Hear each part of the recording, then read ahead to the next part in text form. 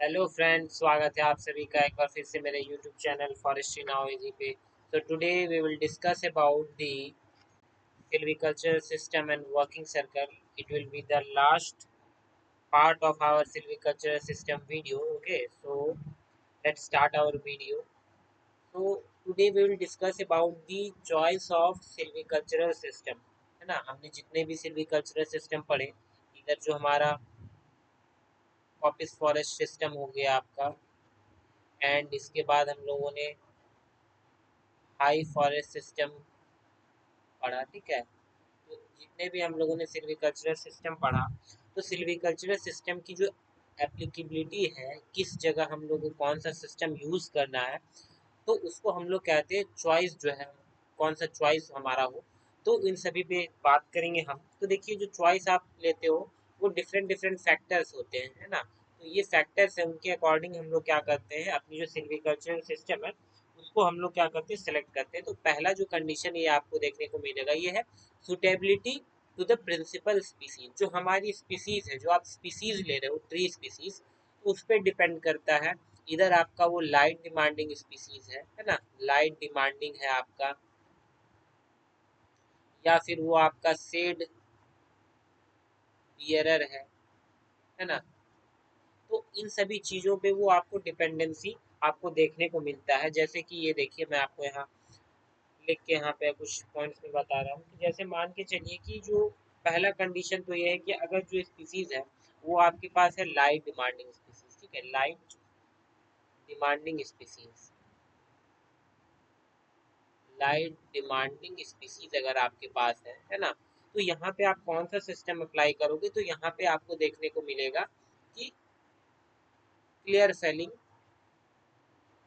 Clear Fehling जो system है हमारा, हम इसको अडॉप्ट करते हैं। क्यों अडॉप्ट करते हैं? क्योंकि देखिए, जो लाइट डिमांडिंग स्पीसीज होती है, इसके पास क्या है, इसकी जो डिमांड है, इसको लाइट चाहिए होता है फॉर क्या है, for its growth, for its germination, regeneration, ठीक है। तो क्लियर सेलिंग सिस्टम हम जानते हैं, हमने पढ़ा है कि क्लियर सेलिंग सिस्टम में हम क्या करते हैं, एक ही जो ऑपरेशन होता है उसमें हम क्या करते हैं, जो हमारा रीजनरेशन होने वाला है, क्रॉप रीजनरेशन के लिए हम लोग क्या करते हैं, पूरे के पूरे एरिया को क्लियरली फेल कर देते हैं। इससे क्या होता है, जो हमारा स्पीसीज है जिसको लाइट की जरूरत पड़ती है प्रॉपर ग्रोथ के लिए, रीजनरेशन के लिए, तो उसका ग्रोथ अच्छा होता है ना।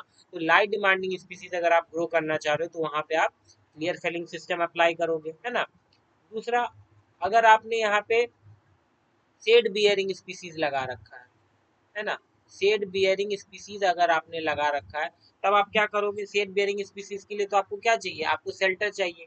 तो यहाँ पे हम लोग जो है, यहाँ पे हम लोग शेल्टर वुड सिस्टम यूज करेंगे, है ना।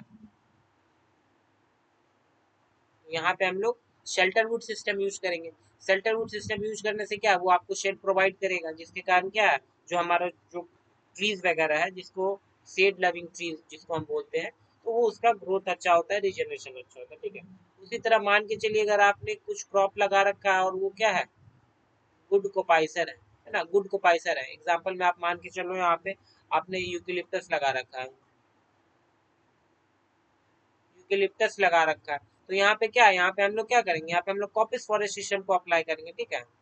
जो हम लोग है यहाँ पे कॉपिस सिस्टम को हम लोग अप्लाई करेंगे, हाई फॉरेस्ट सिस्टम को नहीं अप्लाई करेंगे, हम लोग कॉपिस सिस्टम अप्लाई करेंगे। सिमिलरली अगर मान के चलो चौथा, कि आप देखो कि अगर आपने क्या लगा रखा है, आपने जो स्पीसीज है वो आपको जो है गुड सीड यील्डिंग स्पीसीज है ना, जो है वो गुड सीड यील्डिंग स्पीसीज है। तो यहाँ आप क्या करोगे, यहाँ पे हम लोग कॉपी सिस्टम को नहीं फॉलो करेंगे, यहाँ हम लोग हाई फॉरेस्ट सिस्टम को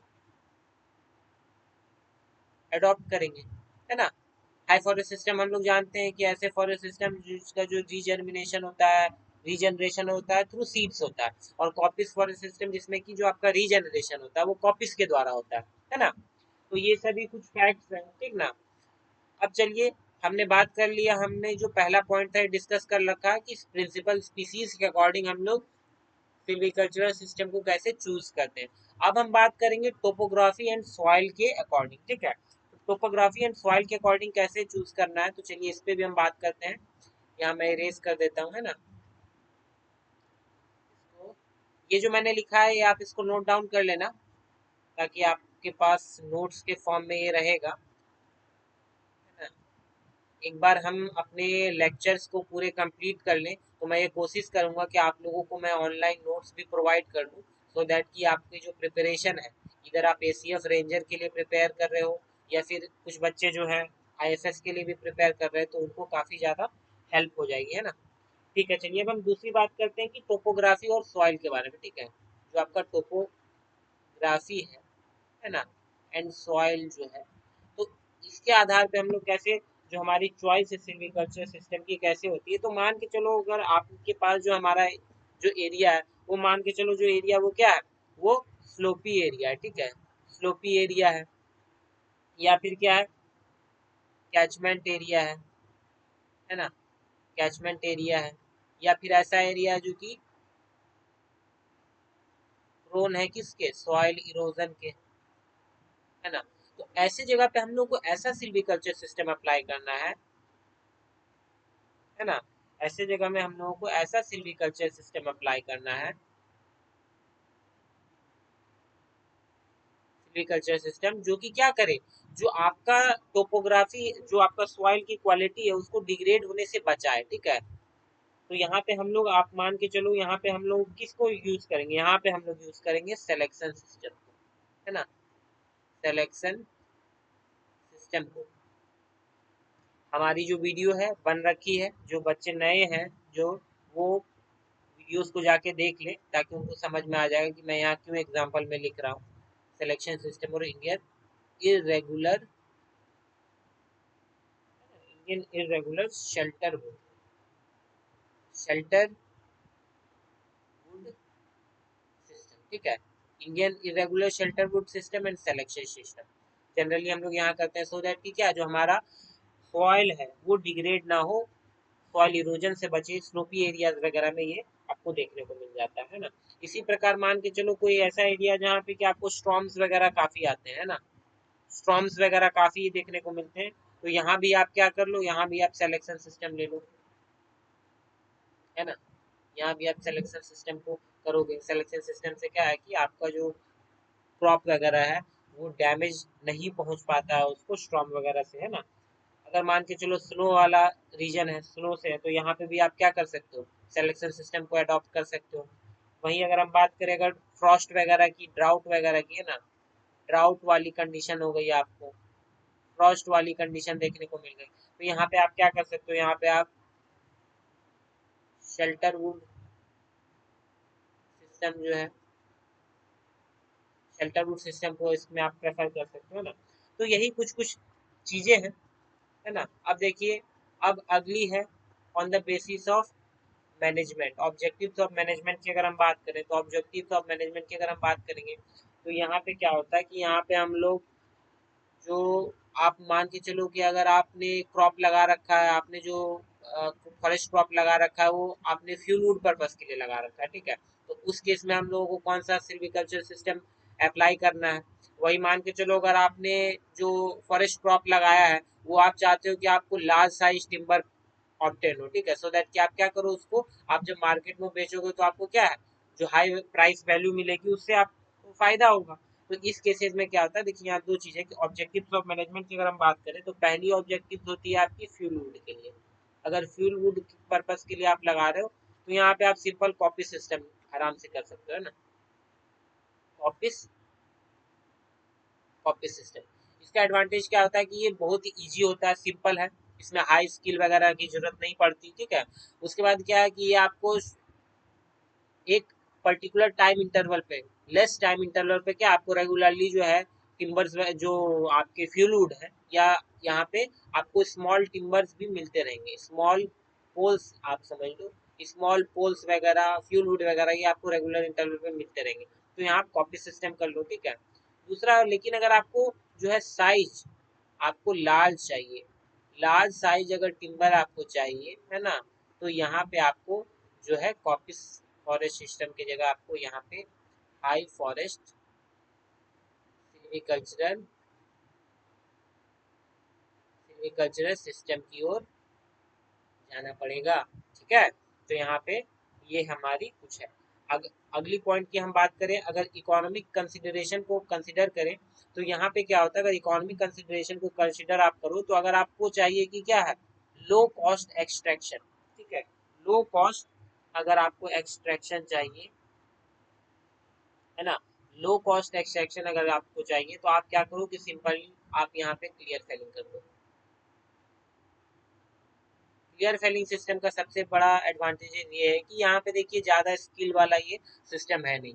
यहाँ पे सिंपली आप लेबर लगाओ, लेबर को बोल देना है कि भैया आप जितने भी ट्रीज वगैरह हैं सारे को सारे सेल कर दो, ठीक है। तो यहाँ जो आपका कॉस्ट ऑफ ऑपरेशन होता है, आपको बार बार भी नहीं करना। एक टाइम जब क्रॉप मैच्योर हो गया आप एक बार में उसको फेल कर दोगे, ठीक है। लेकिन वही सिलेक्शन सिस्टम में क्या होता है कि आप सेलेक्ट करोगे, सेल करोगे, फिर अगले रोटेशन में सेलेक्ट करोगे, फिर फेल करोगे, तो वहाँ पे आपका कॉस्ट ऑफ जो एक्सट्रैक्शन है वो बढ़ जाता है, ठीक है। और दूसरी क्वेस अगर आप मान के चलो कि लेबर की स्कैरसिटी अगर हो गई, है ना, लेबर की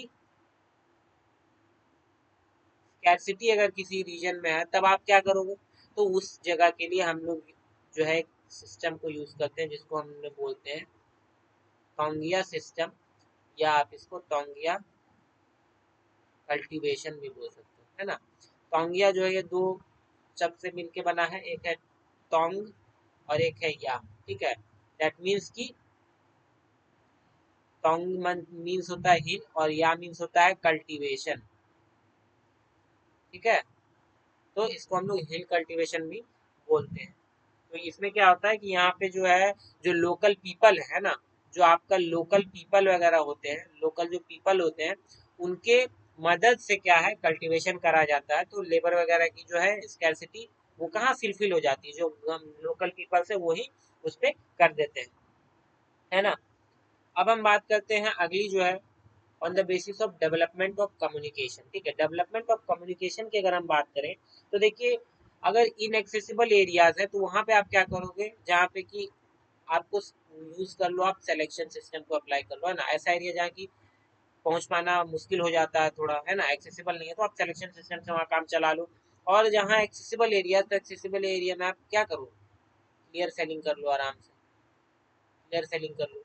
उसी तरह देखिए अवेलेबिलिटी ऑफ स्किल्ड लेबर और स्टाफ, तो अब मान के चलो अगर आपके पास अच्छा खासा लेबर वगैरह है, स्किल्ड है, तो आप क्या करो कि आप सिलेक्शन सिस्टम को करवा लो। सिलेक्शन सिस्टम क्या है, हाईली स्किलफुल सिस्टम है। और अगर आपके पास लेबर वगैरह जो है स्किलफुल वगैरह नहीं है ना, लेबर स्टाफ की कमी है, तो आप वहाँ क्या करो, आप वहाँ पे क्लियर सेलिंग करवा लो, क्लियर सेलिंग करवा लो, या नहीं तो आप क्या करवा लो, अगर लेबर की ज़्यादा कमी है तो टोंगिया सिस्टम जो है वो करवा लो, है ना।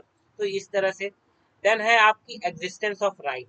देखिए क्या होता है कि जब आप रीजनरेशन के लिए किसी एरिया को आप पार्टिकुलरली क्या करते हो, बंद करके रखते हो ना, तो वहाँ पे जो वहाँ लोकल कम्युनिटी है, जो ट्राइबल पीपल्स वगैरह है, लोकल जो ट्राइब जो है फॉरेस्ट पे डिपेंडेंट है ना, तो वो क्या करते हैं, वो कहीं ना कहीं राइट रेज हो जाता है कि ग्रेजिंग वगैरह राइट रेज हो जाता है। तो इस केस में क्या देखा जाता है कि शॉर्टर रीजनरेशन पीरियड आपको रखना पड़ता है।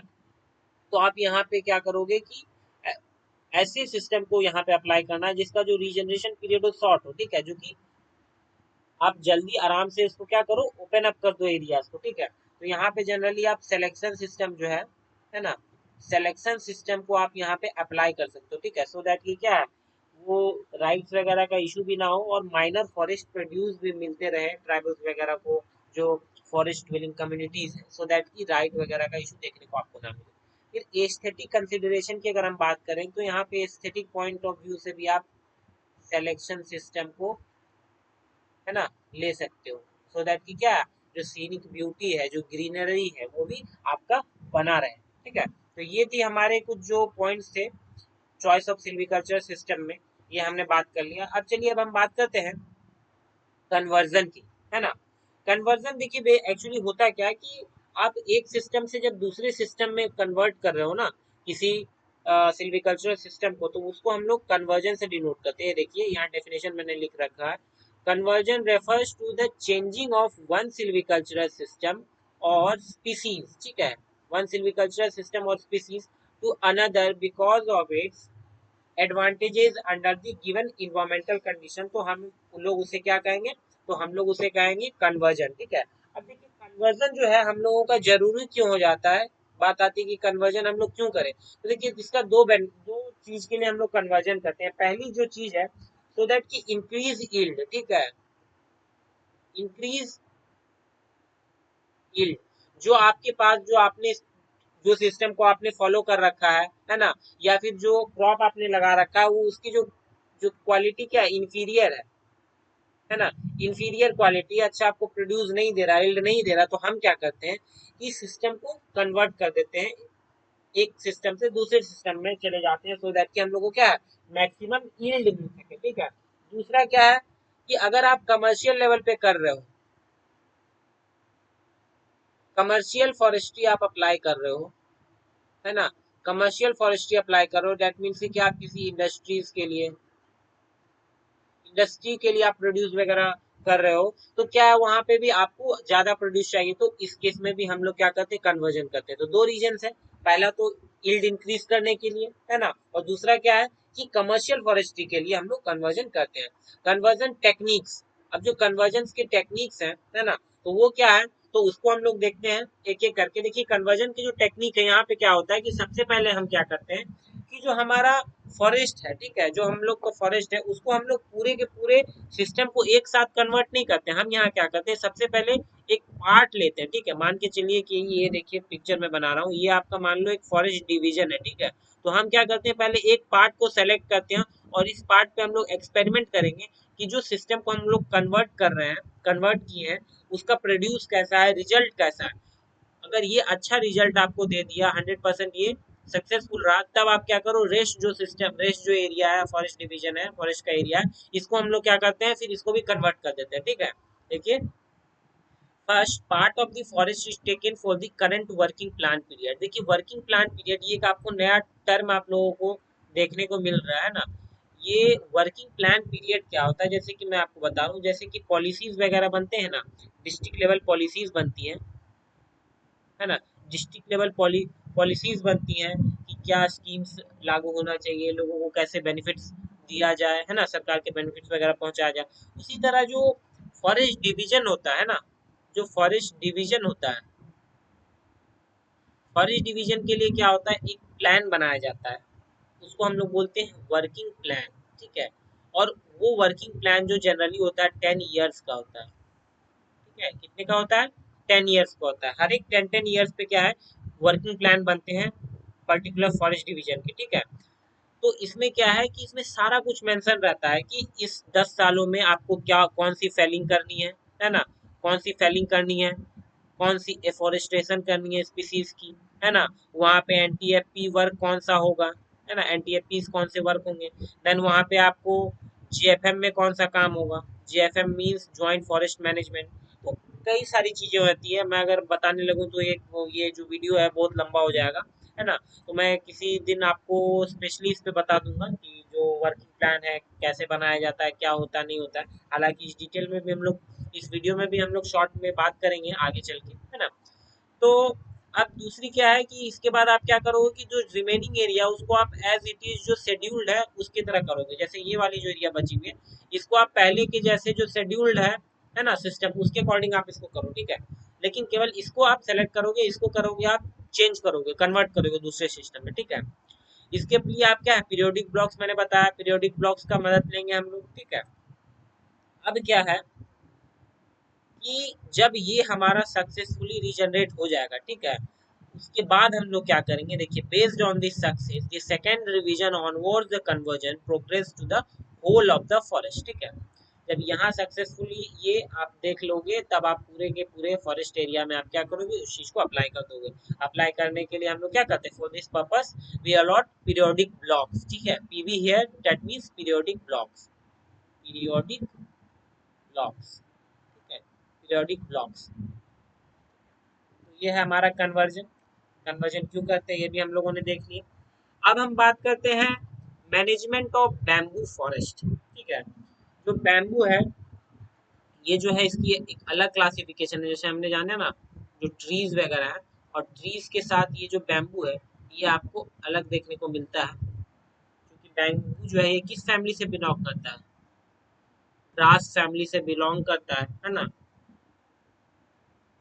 अब देखिए इसके लिए हम लोग जो सिल्वीकल्चरल सिस्टम अप्लाई करते हैं बैम्बू के लिए कौन सा सिल्वीकल्चर सिस्टम किया जाता है, तो सबसे पहला यहाँ पे आपको जो है क्लीनिंग और कल्चरल ऑपरेशन करना पड़ता है इसके लिए, है ना। और सिलेक्शन सिस्टम हम लोग यहाँ अप्लाई करते हैं, सिलेक्शन कटिंग अप्लाई करते हैं, साथ ही साथ क्लीनिंग और कल्चरल ऑपरेशन करते हैं।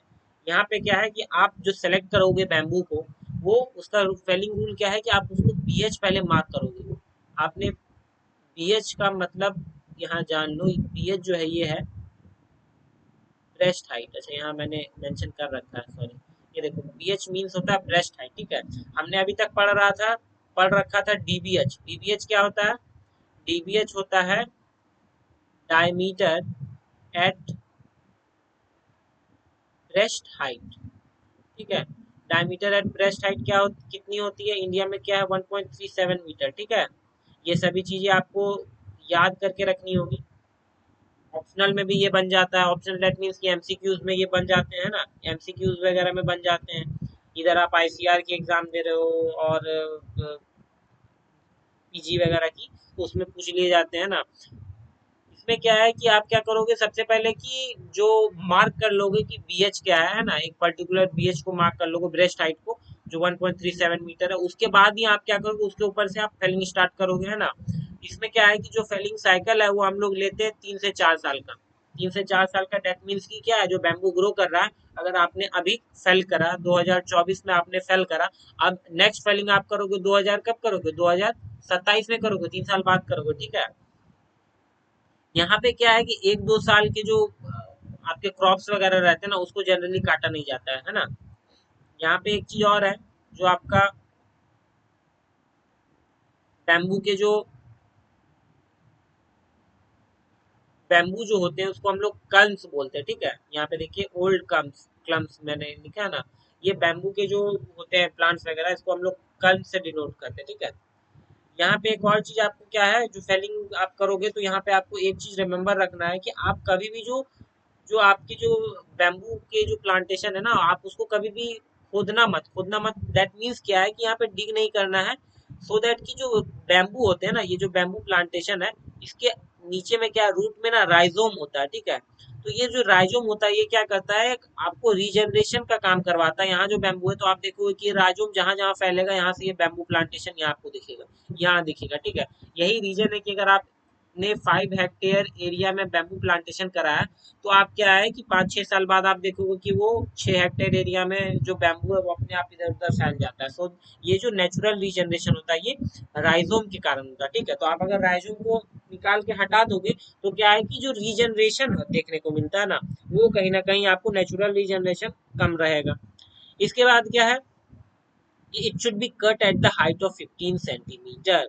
और कट आपको कब करना है कि जब जो हमारा सीड है, बैम्बू का जो सीड है वो क्या हो, सीड फेल हो जाए, उसके बाद कटिंग करना है। सो दैट कि क्या है, जब आपका सीड जो है लैंड पे गिर जाएगा, है ना, तो क्या है वो फिर क्या है, फिर से वहां से जर्मिनेशन होगा, रीजनरेशन होगा फॉरेस्ट का। तो ये सभी चीजें हैं, फेलिंग रूल्स हैं, है ना, कि कैसे आप मैनेज करो। मेथड ऑफ रीजनरेशन की बात करें तो यहाँ पे जो न्यू क्लम्स वगैरह होते हैं ये अराइज करते हैं सीड से आफ्टर ग्रेगेरियस फ्लावरिंग, ठीक है। ग्रेगेरियस फ्लावरिंग क्या होता है कि जो आपके बैम्बू प्लांटेशन है ना, ये आपके बैम्बू प्लांटेशन है, ये मैं आपको दो चीज बता रहा हूँ। ये जनरली आप जब देखोगे, ये जनरली आपको स्पोरेडिक स्पोरेडिक फ्लावरिंग, आप कोई सा भी बुक देख लो, है ना, तो आपको ये इतने डिटेल में नहीं मिलेगा, है ना। क्योंकि ये जो है, ये अगर आप एल एस खन्ना जी के बुक में, है ना, एल एस खन्ना की बुक है ना, theory and practice of silviculture, मैं लिख रहा हूँ, theory and practice of Silvi culture, ठीक है। और इन्होंने एक और बुक लिख रखी है सिल्वी कल्चरल सिस्टम पे भी, है ना, सिल्वी कल्चरल सिस्टम पे भी लिख रखी है। तो ये जो है, ये जनरली जो है, ये जो बच्चे हैं, ये जो बीएससी ऑनर्स फॉरेस्ट्री में करते हैं, तो बेसिकली वो इन सभी बुक्स को पढ़ते हैं। तो ये जो बुक है ये काफ़ी लेंदी हो जाएगा, क्योंकि अभी हम लोगों को प्रिपरेशन करना है, तो हम क्या है, हमारे पास तो कई सारे फैक्टर्स आ जाते हैं, टाइम आ जाता है ना, रिसोर्स आ जाता है। तो जित आपके पास क्या है, टाइम क्या है, आपके पास टाइम लिमिटेड है, और अगर टाइम लिमिटेड है तो आपको रिसोर्स को क्या करना होगा, लिमिटेड रखना होगा, रिसोर्स लिमिटेड रखना होगा। अगर आप मैं बोल दूं कि आप जाओ आज बुक ये ले लो और इस बुक से पढ़ो, तो क्या इस बुक को पढ़ने में समझने में ही आपको क्या है कि आपको 3-4 महीना लग जाएगा, और 3-4 महीना काफ़ी होता है। तो इसीलिए मैं आपको क्या कर रहा हूँ कि जो क्रक्स है ना, मैं वो आपको बता दे रहा हूँ कि देखो ग्रीगेरियस फ्लावरिंग क्या होता है कि जो बैम्बूज होते हैं, ठीक है, यहाँ पे एक और टर्म आप जान लो, एक होता है क्लम और एक होता है क्लम्स, ठीक है, एक होता है क्लम्स, एक होता है क्लम्स। तो जब बैम्बू प्लांट है वो इंडिविजुअल हो ना, तो उसको हम लोग बोलते हैं क्लम, इंडिविजुअल बैम्बू को हम लोग क्लम्प बोलते हैं। बट वहां जब ग्रुप्स में होगा, है ना, तो ये आपका यहाँ पे जो ग्रुप में होगा, ग्रुप में, तो इसको हम लोग बोलते हैं क्लम्प्स, ठीक है, ये आपका क्लम्स है, ठीक है, और ये क्लम्प है। तो जब आपके जो जो क्लम्प्स वगैरह हैं, जो आपके जो ये बैम्बू के जो क्लम्प्स हैं, हर एक इंडिविजुअल क्लम्प्स में जो आपका है ना कि काफी ज्यादा जब ये आपको देखने को मिल जाएगा, फ्लावरिंग देखने को मिल जाएगा हर एक इंडिविजुअल्स में, तो क्या है कि ये इसको आप बोलोगे ग्रिगेरियस फ्लावरिंग, ठीक है, कि जो आपके एक पूरा ग्रुप है और सारे के सारे इंडिविजुअल्स बैम्बू प्लांटेशन में फ्लावरिंग देखने को मिलता है, उसको हम लोग बोलते हैं ग्रिगेरियस फ्लावरिंग, ठीक है। और स्पोरेडिक फ्लावरिंग क्या होता है कि जो आपका एक पूरा का पूरा ग्रुप है जो क्लम्स है, उसमें इंडिविजुअल क्लम्प पे, ठीक है, क्या आपको देखने को मिलेगा कि फ्लावर आया, जैसे इसमें फ्लावर आया, इसमें फ्लावर आया, इन तीनों में नहीं आया, ठीक है। इसको हम लोग स्पोरेडिक फ्लावर बोलते हैं, फ्लावरिंग बोलते हैं, ठीक है। अब क्या है कि ब्लैंक एरियाज को में आपको क्या आर्टिफिशियल गैप्स वगैरह भी क्रिएट करने पड़ते हैं रीजनरेशन के लिए, है ना, और रीजनरेशन क्या है, राइजोम्स के भी थ्रू आपको यहाँ देखने को मिल जाता है, ठीक है। तो ये रही हमारे मैनेजमेंट ऑफ बैम्बू की, है ना। अब हम बात करते हैं वर्किंग सर्कल की, ठीक है।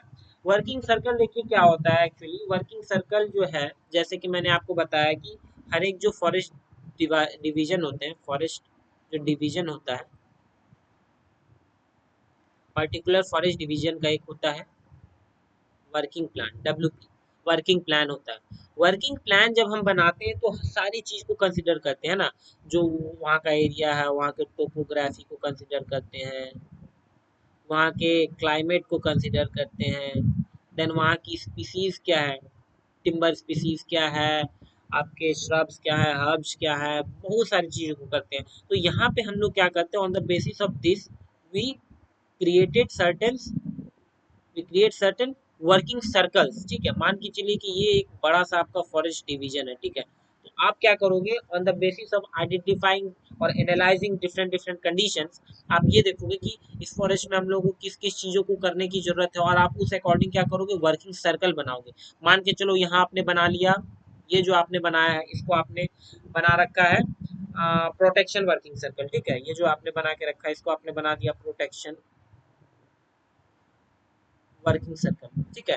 प्रोटेक्शन वर्किंग सर्कल क्या है, नाम से ही, जैसे कि मान के चलो कोई ऐसे एरिया है जो कि काफी स्लोपी एरिया है ना, वो आपके वाटर शेड वहाँ पे है, वहाँ पे प्रोटेक्शन की जरूरत है वहाँ, तो उस एरिया को हम लोग, उस वर्किंग सर्कल को हम लोग क्या करते हैं, मार्क कर देते हैं कि हाँ this area we need to protect the flora fauna soil condition, तो वो आपको प्रोटेक्शन वर्किंग सर्कल में आ गया। अब मान के चलो किसी एक वर्किंग सर्कल को हम लोगों ने मान के चला कि ये वाइल्ड लाइफ वर्किंग सर्कल है, वाइल्ड लाइफ वर्किंग सर्कल है। यहाँ पे क्या है कि यहाँ पे जितने भी वाइल्ड लाइफ वगैरह है, कंजर्वेशन टास्क वगैरह किए जाएंगे। इधर मान के चलो आपने टाइगर कंजर्वेशन प्रोजेक्ट आपके जो है फॉरेस्ट एरिया के अंदर में आ रहा है, फॉरेस्ट डिवीजन के अंदर आ रहा है, तो वो सभी आपको उस वर्किंग सर्कल के अंदर नोट करना।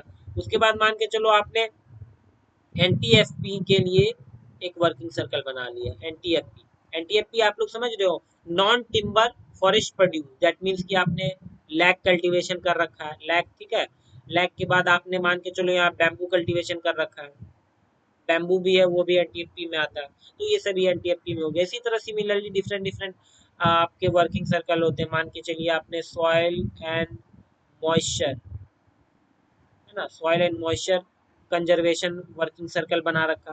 तो इस तरह के वर्किंग सर्कल क्रिएट किए जाते हैं। अगर आप मान के चलो डीएफओज वगैरह बनते हो, है ना, तो आपको क्या करना पड़ता है, ये वर्किंग सर्कल आपको क्रिएट करनी पड़ती है, लोग बतानी पड़ती है कौन सी वर्किंग सर्कल होनी चाहिए नहीं, तो ये सभी आप वो जो है वो आपका एक जॉब बन जाता है, वर्क रोल हो जाता है ना। और वर्किंग प्लान जो है एक यूनिट होता है कि फॉरेस्ट मैनेजमेंट करने के लिए एक प्राइमरी यूनिट है ना। वर्किंग सर्कल की डेफिनेशन आप लोग लिख लीजिए कि कैसे डिफाइन करेंगे। तो working circle is defined as a forest area organised with a particular object, है ना। एक फिक्स्ड ऑब्जेक्टिव से हम लोग उसको तैयार करते हैं। जैसे मैंने बोला ना, प्रोटेक्शन वर्किंग सर्कल में प्रोटेक्शन पे ध्यान देंगे, एनटीएफपी वर्किंग सर्कल में एनटीएफपी प्रोडक्शन पे ध्यान देंगे, है ना। And subject to one and same silvicultural system and the same set of working plan prescription. तो ये है हमारा वर्किंग सर्कल का डेफिनेशन, है ना। तो इसी के साथ जो ये हमारा वीडियो था, इस वीडियो के साथ साथ हमने जो सिल्वी कल्चरल सिस्टम है हमारा, इसको आज हमने टोटल कंप्लीट कर लिया, है ना। इस टोटल सिल्वीकल्चर सिस्टम को हमने आज कंप्लीट कर लिया।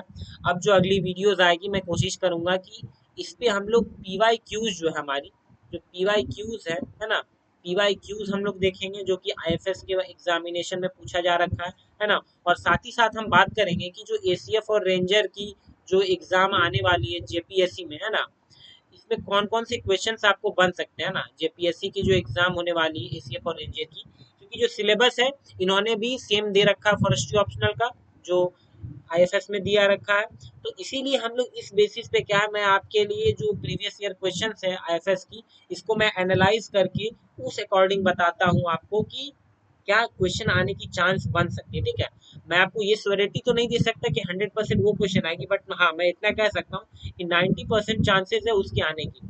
क्योंकि मेरा जो बैकग्राउंड है वो भी फॉरेस्ट्री से ही है, तो जो एनालिसिस है, इस एनालिसिस के बेसिस पे मैं आपको सजेस्ट करता हूँ कि आप ये करो। तो ये कहीं ना कहीं क्या है कि आप जो अभी पढ़ रहे हो, जो प्रिपरेशन कर रहे हो एसीएस और रेंजर की, यहाँ पे क्या आपको देखने को मिलेगा कि यहाँ पे देखिए सबसे ज्यादा आप जो गेम चेंजिंग होगा ना, जो प्री है, प्री में तो सारे लोगों के लिए क्या है, जो प्री आप एग्जामिनेशन दे रहे हो, तो प्री में क्या है, सभी के पास जो रिसोर्स वगैरह है सभी को नोन है ना। जो आप मॉडर्न इंडिया पढ़ोगे, हिस्ट्री ज्योग्राफी पढ़ोगे, सारा कुछ नोन है। यहाँ गेम चेंजर क्या हो जा रहा है, एसीएफ और रेंजर में जो आपका फॉरेस्ट्री ऑप्शनल है ना, जो फॉरेस्ट्री ऑप्शनल है, गेम चेंजर यहाँ ये है, ये आपको सिलेक्शन दिलाएगा, है ना। और इसके लिए जो आपका रिसोर्स है, आप लिमिटेड रिसोर्स रखो, ताकि जो है क्या, उससे आप अधिक से अधिक स्कोर कर सको, ठीक है। तो इसीलिए हम लोग ने ये सीरीज चालू कर रखा है, सो दैट आपको मैक्सिमम बेनिफिट हो सके, है ना। तो जो लोग मुझसे जुड़े हुए हैं, वो लोग रेगुलरली वीडियोस को देख रहे हैं, उनको कहीं ना कहीं फायदा होगा। आप नए हैं तो आप भी इस चैनल से जुड़ जाएं, सो दैट कि आप भी इस जो फॉरेस्ट्री का हमारा जो सेशन चल रहा है, इससे आपको बेनिफिट हो सके। Thank you and have a nice day. Video अगर आप लोगों को अच्छा लगा हो तो चैनल को सब्सक्राइब कर लें और लाइक करना ना भूलें। Thank you and have a nice day. मिलते हैं अगले वीडियो के साथ।